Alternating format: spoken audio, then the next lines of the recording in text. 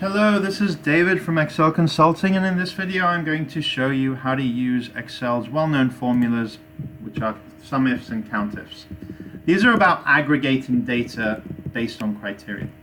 So let me show you an example. Let's say that you want to know what the total number of sales were for female clients.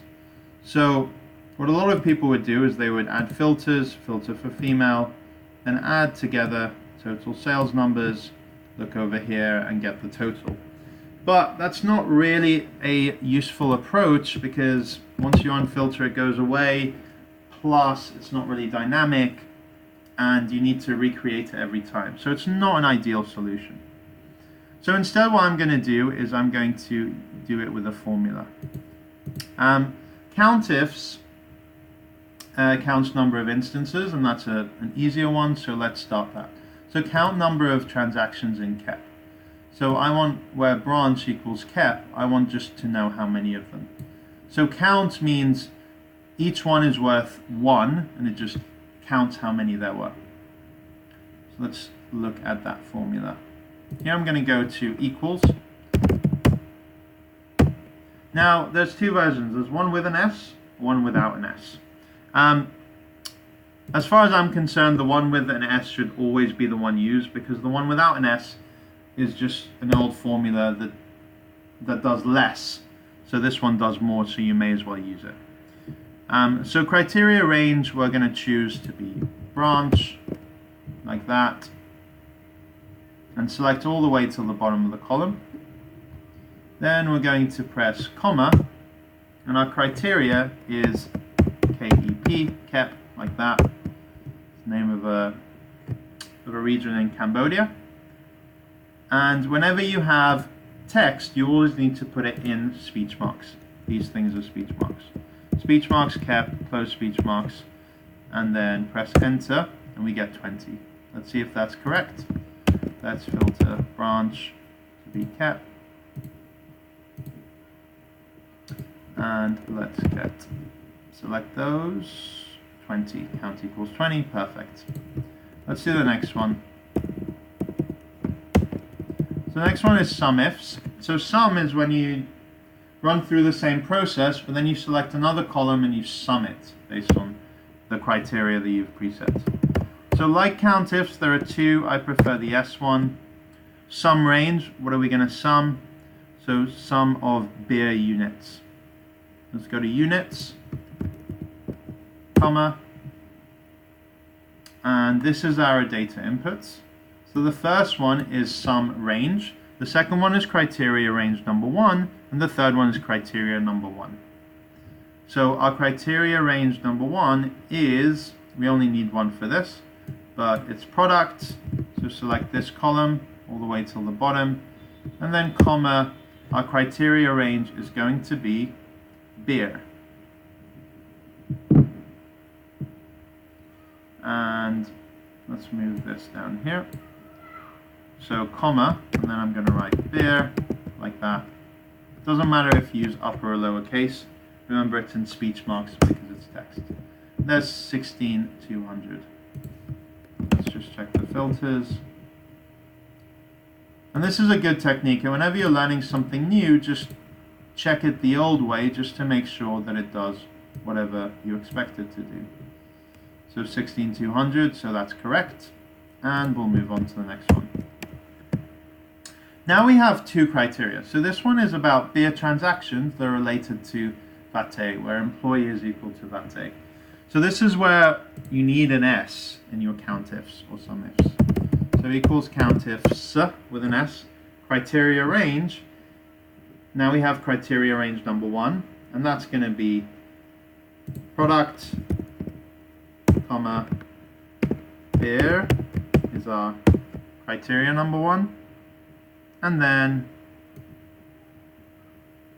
you move this here, and then you have criteria range number 2 if you do another comma, and criteria 2, and you have 3 and 3, 4 and 4, etc. It just keeps adding them. You'll also notice that there are square brackets that start before criteria range and end after criteria 2. Now the square brackets in Excel are always optional in Excel functions like COUNTIFS, but it's optional here meaning that if we do the criteria range, we have to do the criteria, which kind of makes sense. So our second criteria range is going to be employee,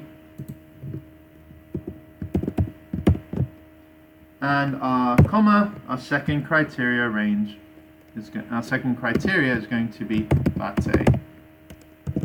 Going to do it in capitals so you see it doesn't matter, and that's it. We close our brackets, we press enter, and we get 3.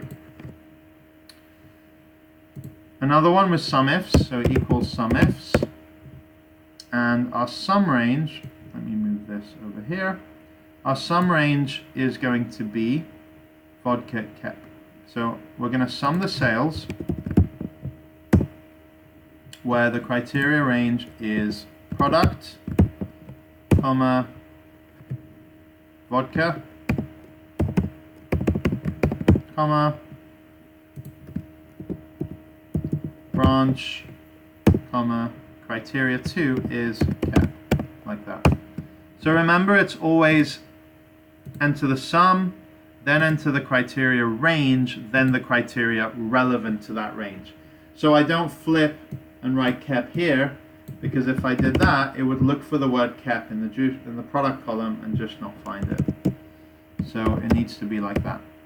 It didn't matter if this one would have been before this one.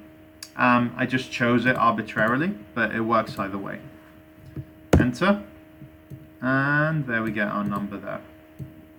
Now, the other thing you can do with SUMIFS is you can kind of already set up your table and get it to work there. So here I have number of transactions, and I want to count it according to the drink criteria here. So I can do here equals COUNTIFS, because it's just number of transactions. Criteria range is just going to be product column, so like that, right until the bottom, comma, and then I'm going to click here because my criteria range is now in this cell. I don't need speech marks when I refer to a cell, even if it's with text. Press enter, and then I get that. And there is a problem here. The problem here being that if I go to this one, this is showing me water is 7 transactions, and if I select to tick only water, I get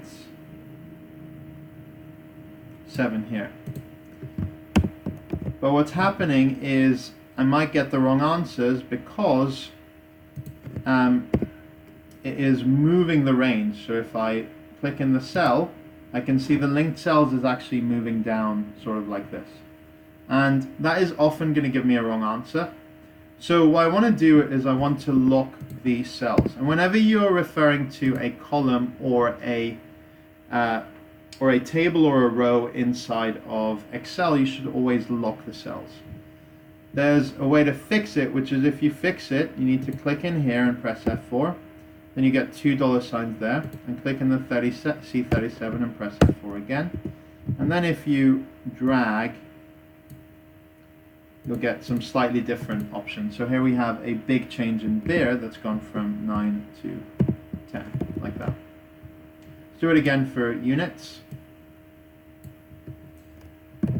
So here, I'm going to do equals SUMIFS, and I can sum the range of units, comma,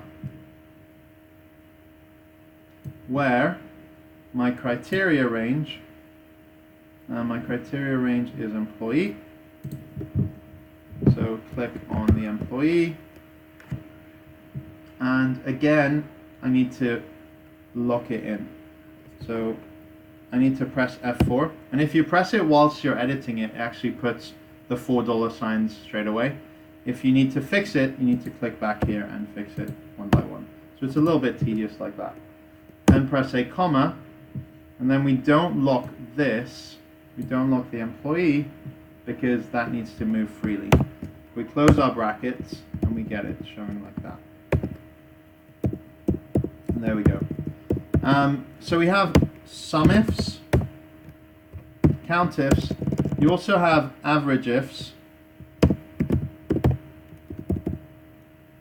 And in the newest version of Excel, so if you have Office 365 subscription to Excel, or if you have Office 2019, you also get max ifs and min ifs, mimicking what the min and max function do. So it finds the highest or the lowest, like that.